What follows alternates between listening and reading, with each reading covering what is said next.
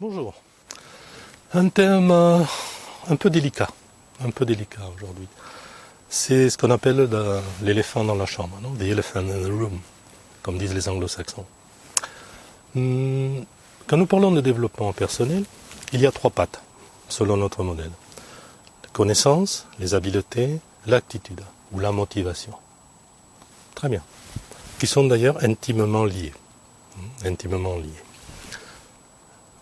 Mais il nous manque une dimension, à notre avis. C'est l'interaction avec l'environnement. C'est-à-dire, ça nous arrive beaucoup avec des étudiants de 3e grade, des masters, etc. Des élèves brillants, énormément de compétences, travaillent sur leurs habiletés, c'est parfois une partie faible, et avec une bonne attitude.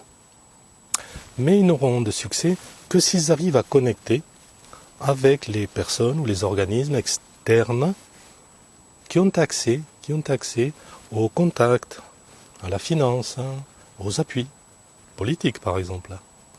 D'accord ? Donc nous rajouterions une dimension transversale qui couvre tout ça. Comment travailler pour nous approcher, nous rapprocher des personnes ou des organismes, des entités où réellement se trouve le pouvoir, où se trouvent les opportunités. D'accord ? Cette partie-là, nous la travaillons beaucoup en coaching. Autrement, si nous restons sur le pur développement personnel, nous risquons de nous frustrer. Parce que nous ne comprendrons pas que des personnes avec peut-être moins de connaissances, peut-être moins d'habileté, avec une motivation différente, arrivent à avoir beaucoup plus de succès que nous. Simplement, il manque cette dimension-là. D'accord ?